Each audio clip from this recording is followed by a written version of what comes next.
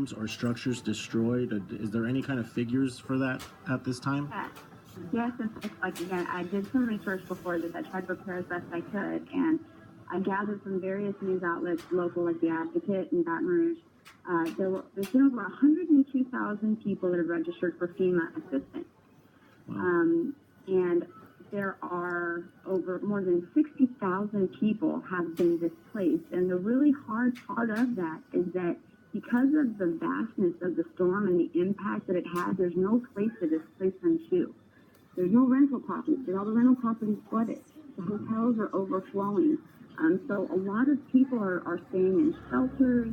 We have the River Center in downtown Baton Rouge that was housing quite a few people, and then a ton of local churches and whatnot. That's the one thing I can honestly say about Louisiana it absolutely amazes me is the sense of community here and the resilience of the people. I had students out just in droves doing everything they could to volunteer their time to help, but it's just not enough. I mean, there's so many, and it's such a wide range. 60,000 people. Yeah, as far as I remember with Katrina, there was a lot of people that lost their homes.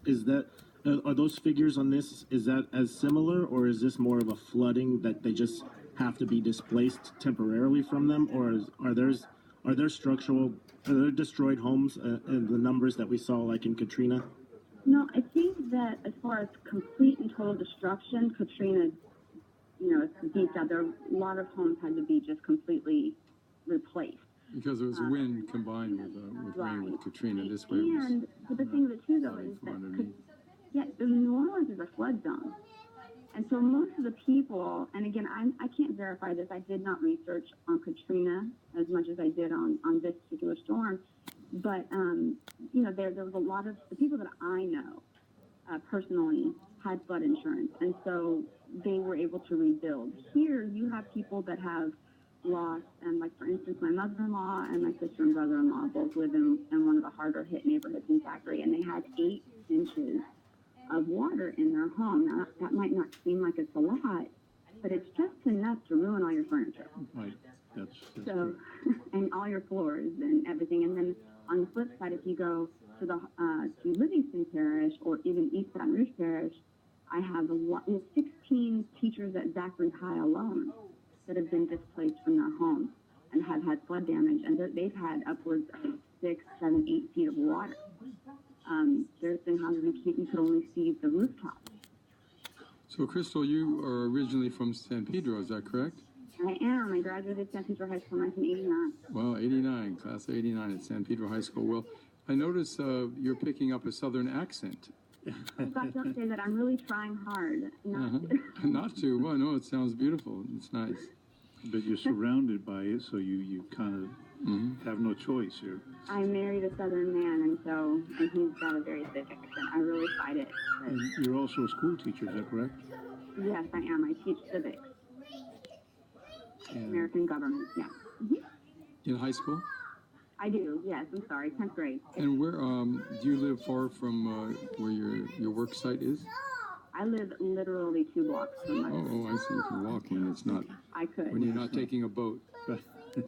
So where exactly are you in relation to Baton Rouge and New Orleans? I understand Baton Rouge is the capital of Louisiana. Right. And they were not hit as hard as the areas north and south of the city. Is that correct? Actually, East Baton Rouge Parish hit very, very hard. So what parish are you in? What's the name of the parish? I am in East Baton Rouge Parish, but we have an independent school district.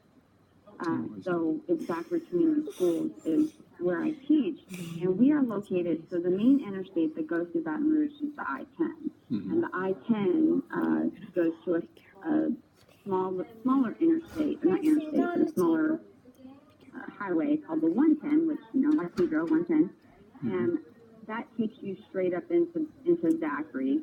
So I'm a little northeast of Baton Rouge, whereas New Orleans is southeast. So, How is FEMA responding now, being that most of these people didn't have flood insurance? I wonder how the insurance companies are going to react this time compared to the way they reacted when Katrina took place. Is FEMA being readily available for people that need have a need for them? Well, you know, I can only tell you based on some of the conversations that I've had, right? So, personally, my family members, we filed for FEMA assistance for them because they were in a no-flood zone, so did not have flood insurance. It was a pretty brand new subdivision. I mean, it was only built 3 years ago. And so we filed them, and literally minutes after President Obama declared a state of emergency and national disaster area, and said that they would start accepting FEMA applications. That was Saturday about midnight.